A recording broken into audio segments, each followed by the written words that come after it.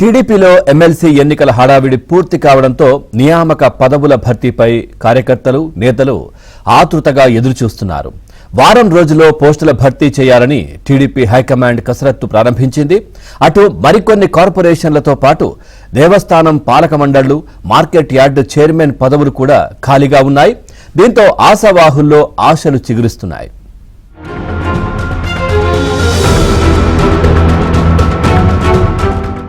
కూటమి అధికారంలోకి వచ్చి 9 నెలలు దాటిపోయింది. ఇంకా రాష్ట్రంలో నామినేటెడ్ పోస్టుల భర్తీ పూర్తి ద్వితీయ శ్రేణి నాయకుల్లో తీవ్ర అసంతృప్తి నెలకొంది.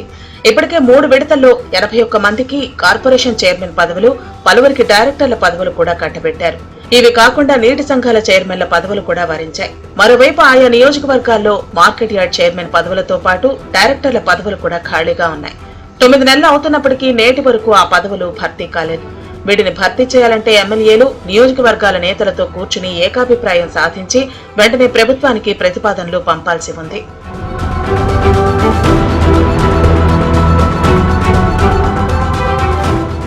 రాష్ట్రంలో పెద్ద మార్కెట్ యార్డుల పరిధిలో అనేక నియోజకవర్గాలు ఉన్నాయి. ఈ ఎమ్మెల్యేలు అందరూ కూర్చుని పదవి ఎవరికి ఇవ్వాలి, డైరెక్టర్ల పదవులు ఎవరికి ఇవ్వాలి అనే అంశంపై ఏకాభిప్రాయానికి రావాల్సి ఉంది. అదేవిధంగా దేవస్థానం, పాలక మండళ్ల పరిస్థితి కూడా ఇదే విధంగా ఉంది. ముఖ్యమంత్రి చంద్రబాబు నాయుడు శుక్రవారం పార్టీ నేతలతో టెలికాన్ఫరెన్స్ నిర్వహించి 21 దేవస్థానాల చైర్మన్లను నియమిస్తామని వెంటనే ప్రతిపాదనలు పంపాలని కూడా సూచించారు. అనేక మంది ఎమ్మెల్యేలు నియోజకవర్గాల్లో ఏకాభిప్రాయం రాలేదని, కుల సమీకరణాలు కుదరలేదని నేటి వరకు ప్రతిపాదనలు పంపలేదు. దీంతో పదవుల భర్తీల్లో జాప్యం జరుగుతుందని టీడీపీ హైకమాండ్ చెబుతోంది.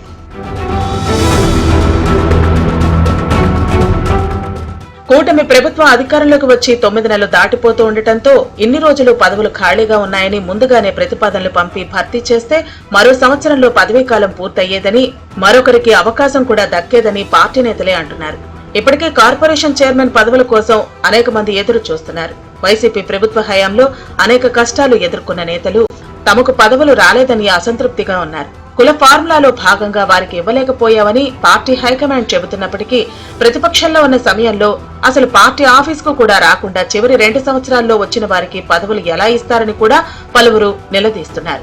కుల ఫార్ములాలు చూసుకుంటే ప్రతిపక్షంలో ఉన్న సమయంలో పోరాడిన వారికి అవకాశాలు కోల్పోతున్నారని పార్టీ నేతలే విశ్లేషణలు చేస్తున్నారు. ప్రతిపక్షంలో ఉన్న సమయంలో పార్టీ కోసం కష్టపడిన వారిని గుర్తించాలే కానీ కులాలు చూసుకుంటే ఎలా అని వారు ప్రశ్నిస్తున్నారు.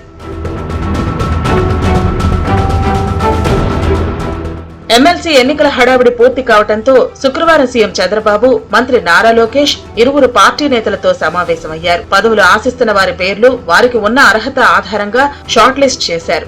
ఇందులో నుంచి ఒకరిని ఎంపిక చేయాలని నిర్ణయించారు. వారిపై ఉన్న కేసులను కూడా పరిగణలోకి తీసుకున్నారు. ఒక సామాజిక వర్గానికి చెందిన వారు ఎక్కువ మంది పదవులు ఆశిస్తూ ఉండటం, వారు ప్రతిపక్షంలో ఉన్న సమయంలో కూడా పార్టీ కోసం కష్టపడటమే కాకుండా జైలుకు కూడా వెళ్లారని నేతలు గుర్తించారు. వారికి పదవులు ఇస్తే ఆ కులానికి ప్రాధాన్యత ఇచ్చినట్లు అవుతుందని విమర్శలు వచ్చే అవకాశం ఉందని హైకమాండ్ ఆందోళన చెందుతుంది.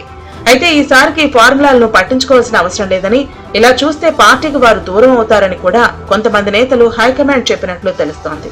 దీనిపై హైకమాండ్ కూడా పునరాలోచనలో పడింది. మొత్తంగా అన్ని చర్చల తర్వాత రాబోయే వారం రోజుల్లో 4వ జాబితా విడుదల కానుంది.